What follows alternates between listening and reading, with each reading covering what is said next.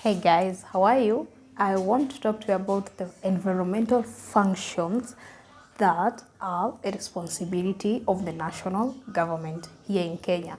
And of course, this is according to the Constitution of Kenya 2010. And as you are aware, we have the two governments, the national government and the county government. So last video, we talked about the functions of the county government. I'll link that video up here. So now we want to see the functions of the national government that are in regards to the environment. Like I said, subscribe to my channel so that we can continue together. My name is Mokami, the environmentalist. According to the fourth schedule of the Constitution of Kenya 2010, behind the Constitution, that is where you find the schedules.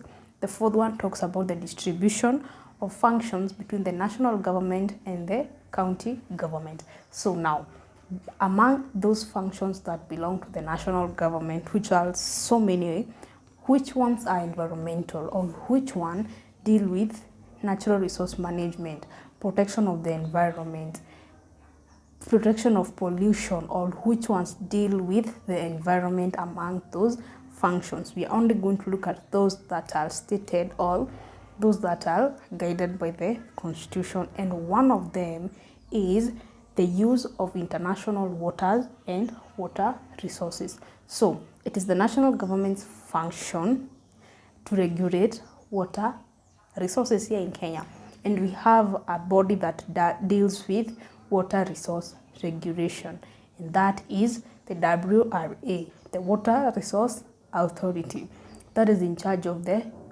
water resources that we have here in Kenya. Those includes the lakes that we have, the rivers that we have, the swamps that we have, the streams that we have, the borehole, that is the underground water. So this is the government body, the government agency, authority that deals with these waters. And so here we are dealing with the waters that we have here and the international waters. International waters includes waters that we use together with our neighbors, like for example Lake Victoria, which we use with the two other neighbors. We have the Indian Ocean, which is used internationally, like for transport and so many other uses. So the government, national government, is the one that is in charge of these resources. The other function that involves conservation of the environment is protection of the environment and natural resources. And this is with the view of establishing a durable and sustainable systems of development, protection and of the environment and natural resources. Protection means you're taking care of these resources so that they are not depleted, and with the aim of achieving durable and sustainable developments. So it's the national government that regulates developments. So how is these developments going to affect the environment? For example, you're doing a building, a commercial houses, 6 floors. How is that building there going to affect the environment? Remember, that building comes with people who will be living in those houses. Where will they be disposing of their waste? Is the water enough for those people? Because the population of that area is going to increase when this building is done. So it is the national government that regulates this, and we know we have the NEMA, the National Environment Management Authority, that deals with such permitting. So you have to get a permit, a license to be able to do that, and a license comes with conditions so that they're able to man how you dealing with the environment, you with by the act of you developing that place. So the government then, it is going to ensure sustainable development, going to ensure that that building you put up there, the commercial building, is going to use the resources that we have. It is enough for, it is not going to deplete the resources. If it is a forest, in a forest, are you really going to do a house in a forest and then you're going to cut so many trees before you do that house there? So such functions, such acts and measures, and these ones could include fishing, hunting and gathering. The government regulates fishing. For example, it comes up with the regulations that specify on the net size that you're supposed to use when fishing. How many or when are you not supposed to fish? For example, during the breeding periods, which places specifically are you not supposed to to fish such things so that they can make sure that those resources are sustainable, that we have them, then we can be able to have them tomorrow, and even our children will find those resources. Yeah, that is what means by them being sustainable. The other one is, for example, in protection of animals and wildlife. Kenya Wildlife Service, that is the government authority that deals with protection of the wild animals, to make sure that these animals are there, they are protected, they are not killed. So that is another function of the national government. We have talked about water protection, ensuring sufficient residue water. Residue water is what we are left with. For example, the river is going downstream and going to the Indian Ocean. So Indian Ocean water is not for us to drink. We cannot be able to drink that water, is salty. So how much water do we have here, inside here, that is clean, that we can use in our industries, in our homes, in our agricultural practices? That is the function of the national government, to make sure we have enough residual waters. Also, the hydraulic engineering. These are things to do, for example, when there is hydropowers plants that use water to produce electricity. How are they done? Are they polluting, or are they reducing the quality of that water?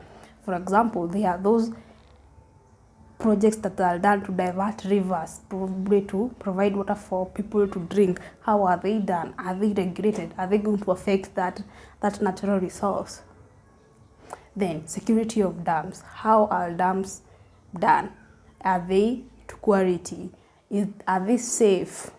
Are they safe when it comes to when that dam is full? Is it safe to the neighborhood? When it is flooded, what happens? Are the people downstream protected from any accident or risk that might occur from these dams? So security of dams is a function of the national government. Like we say, there are bodies and agencies that usually govern these things we're talking about. Like animals, we have KWS, we have Kenya Forest that deals with forestry, we have NEMA that deals with protection and management of the environment, we have Water Resource Authority that deals with water resources, we have agriculture that deals specifically with agriculture, fisheries that deal with fisheries. So there are departments that specifically deal with these functions. We have energy. We have the Energy and Petroleum Regulatory Authority that deals with energy. So energy is also a function of the national government. Then we have disaster management. This is important to note because some disasters are environmental. We have disasters that occur that are as a result of environmental phenomenon. For example, we have the flooding. The rains have come down, but in too much intensity, too much volume, and they are causing flooding. So the national government is supposed to handle disasters. So it's in charge of disaster management. And also, as I mentioned, the national government is the one that is in charge of developing agricultural policies, veterinary policies, energy policies. It is the function of the national government to come up with those policies.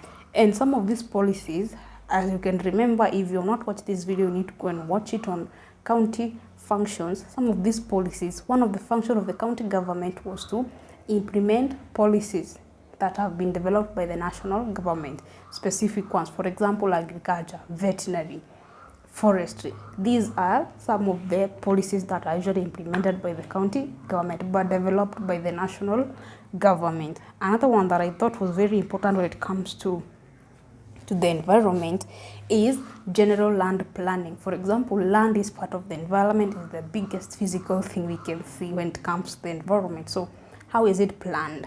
It is the function of the national government to plan. So it is the one that says here these are forest areas, they should be reserved.